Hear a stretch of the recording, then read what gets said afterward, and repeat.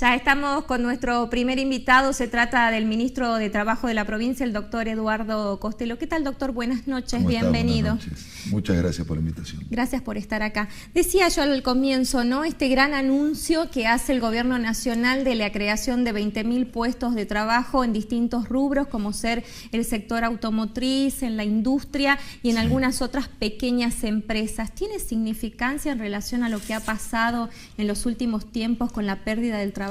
Y a ver, en valor específico, si se quiere, o en términos absolutos, es muy poco. Está muy bueno que se reactive o que se empiece a tomar dimensión de lo que significó el año 2016 para el mundo del trabajo.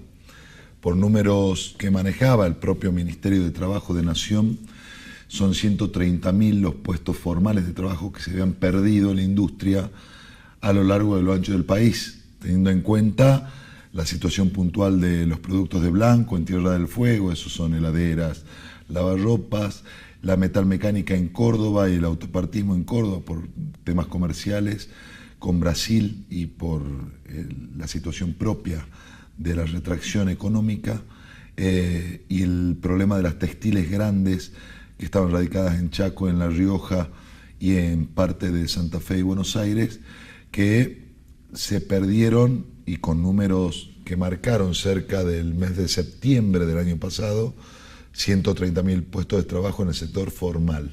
A eso lo multiplicamos por 2, que es la informalidad laboral que existe en nuestro país, y estaríamos hablando de que son muchas las familias las que lamentablemente en nuestro país perdieron su fuente de trabajo. ¿Esa es siempre la ecuación que se hace? ¿Los despidos por 2? Tenemos un 30% de informalidad laboral. A partir de ahí, uno siempre releva o cuenta lo que está en el circuito formal, pero hay que tener en cuenta también todos aquellos que trabajaban pero en condición de no registración o informalidad. Entonces, a partir de ahí hay que tener en cuenta, para tener una realidad exacta de lo que le pasa a los argentinos, todo, no solamente lo que figuran en los registros que puede tener AFIP por los F931, los formularios de registración, sino también aquellos que están en el sector informal y que también por circunstancias económicas han perdido su trabajo porque, como lo habíamos hablado en alguna otra oportunidad, el año pasado fue un año complejo. Lo que va de este año también ha empezado bastante difícil.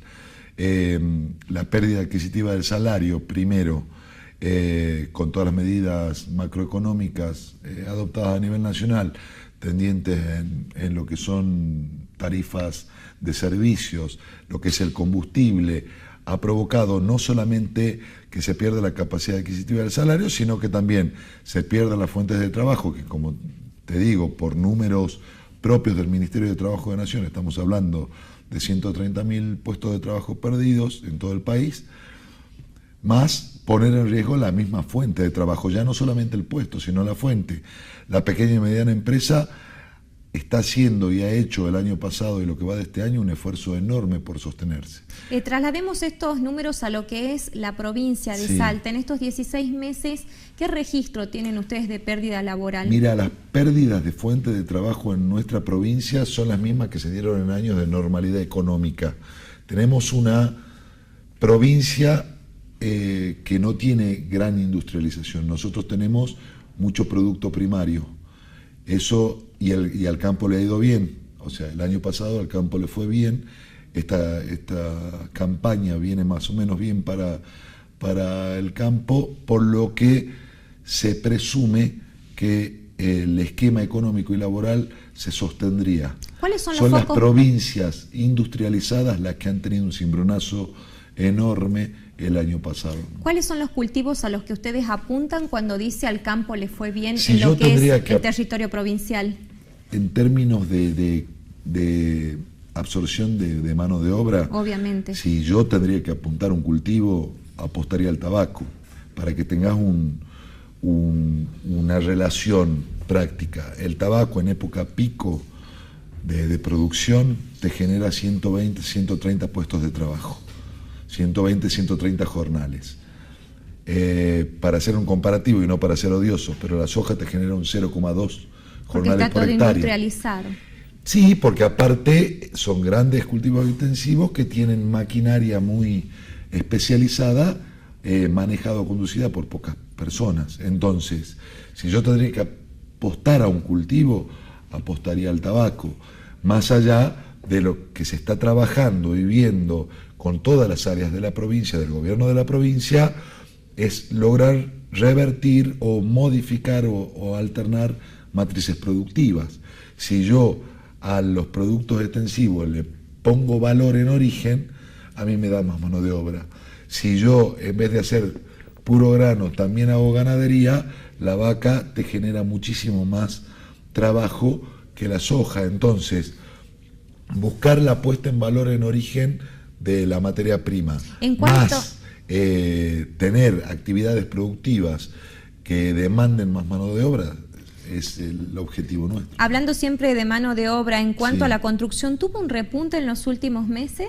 Sí, a ver, todas las líneas de créditos que van a lanzar para vivienda familiar, sin dudas que es una buena noticia. Eso, al igual que lo que fue el plan Procrear al principio, ha generado la absorción de mucha mano de obra en la construcción privada, más allá de todas la obra pública lanzada, ya licitada y a punto de comenzar, de lo que es el Plan Bicentenario en todos los municipios. Eso va a permitir una circulación económica en cada municipio, en cada departamento de la provincia, que da mano de obra directa en la obra pública y indirectamente a todas las otras actividades de cada municipio, porque el trabajador de la obra pública gasta en la farmacia del municipio, gasta en el almacén del municipio, tiene cuenta en el súper del municipio. Entonces, a partir de ahí se pretende, con esta medida contracíclica como son los planes de obra pública del Plan Bicentenario,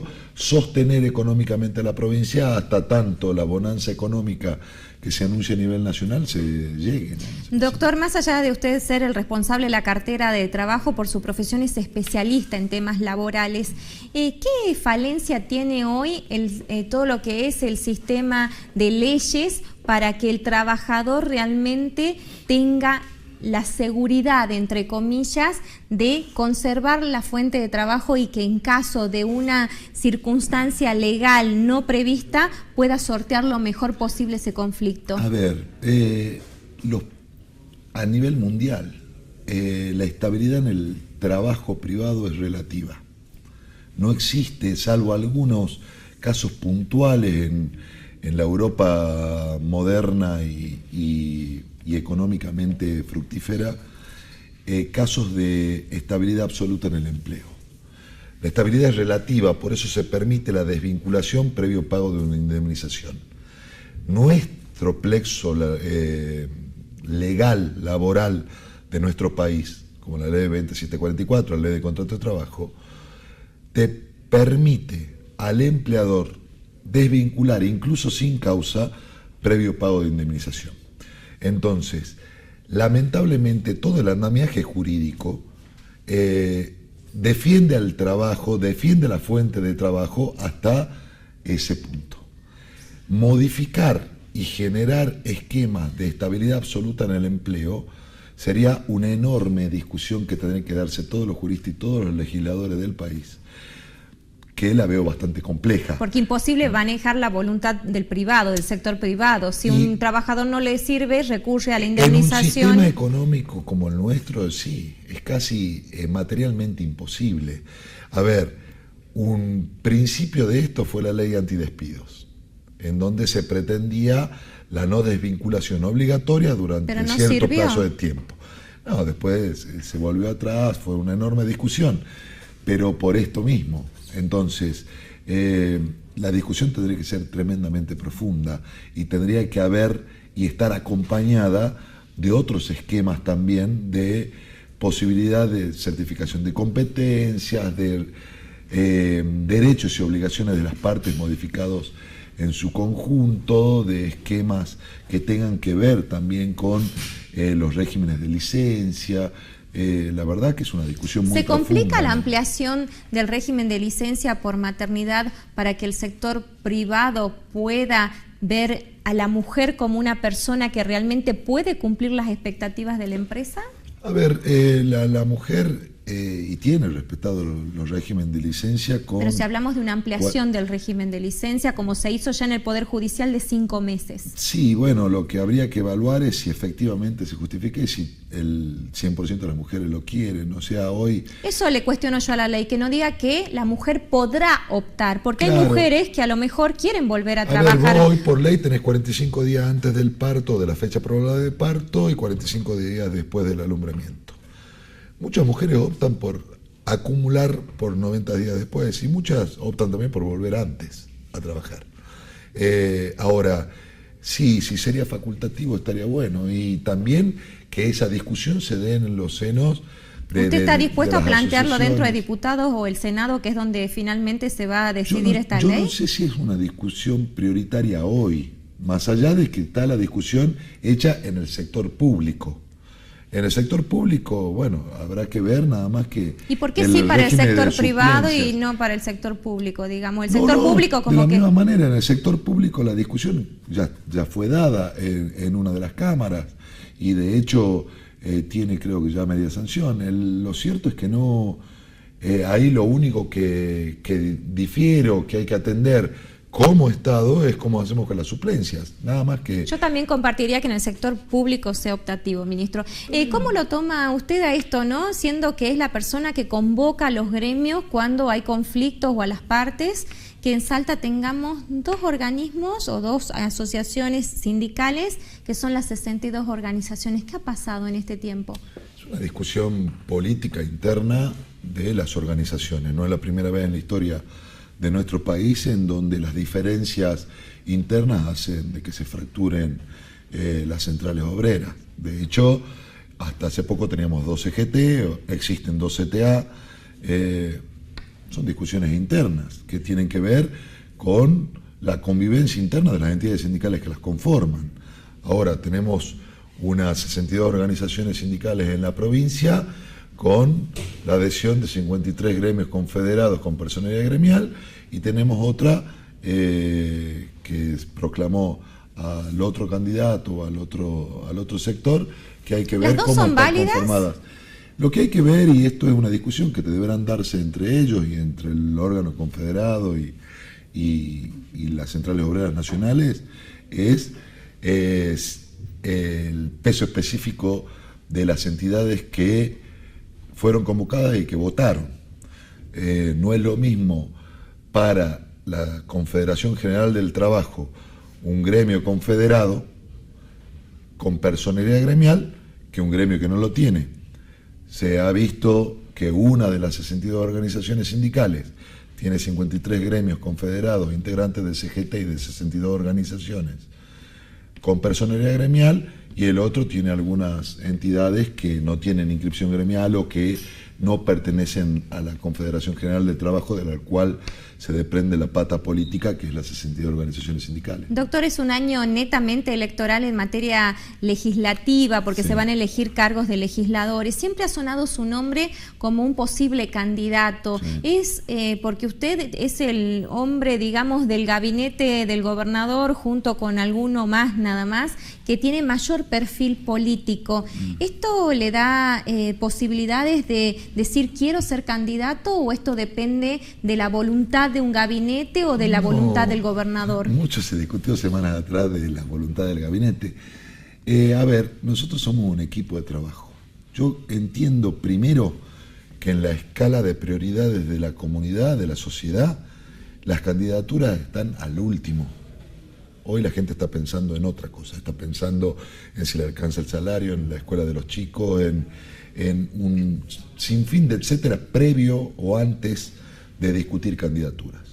Más allá de eso, no depende solamente de la voluntad. Todos aquellos que trabajamos en política, sea política desde la gestión, no hay que hablar de política como si fuera solamente política electoral. La política es todo, la política es transversal a todo.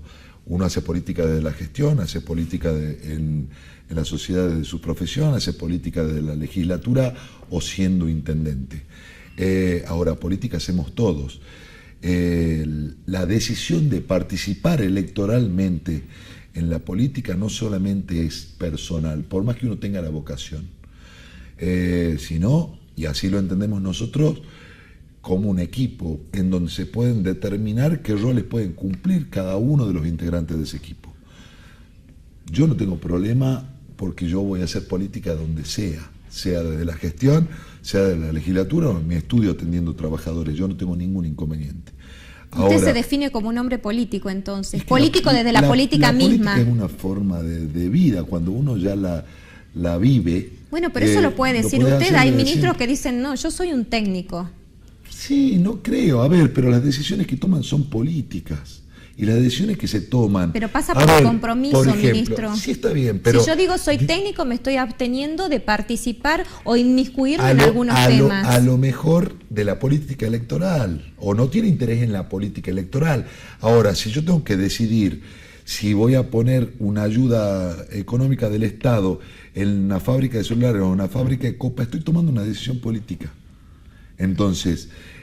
política hacemos todos, más allá de que tengamos vocación de competir electoralmente o de ocupar cargos electorales a partir de una contienda electoral. Usted que lo vive de adentro, sí, más allá de todos los cuestionamientos, y va la pregunta por los cuestionamientos, sí, siempre dicen el gabinete de Urtubey es de puro técnico.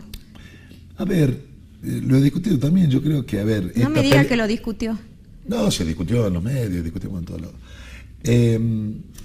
A ver, vuelvo a repetirte, política hacemos todos, y cuando hay espacios que hacen y generan política, no hay que tener miedo a la discusión política y de dónde surjan los candidatos políticos, que en el esquema electoral que nosotros tenemos hay una primaria obligatoria, que son las elecciones PASO, en donde cada político que comulgue de cualquiera de los espacios que surja, que comulgue con la idea del gobernador de la provincia, sea que venga de un grupo de intendentes, que venga de un grupo de legisladores, que venga del gabinete provincial, o que venga de la calle y entienda de que las políticas de Urtubey son las que hay que aplicar, vamos a competir todos. ¿Usted dónde se sentiría más útil? ¿Dentro de la Cámara de Diputados provincial o a nivel nacional? Hoy por hoy, como vienen los avatares de nuestro país, yo tengo una responsabilidad enorme en el Ministerio de Trabajo, una responsabilidad con el gobernador que me honró con un cargo, y es algo que se honra trabajando.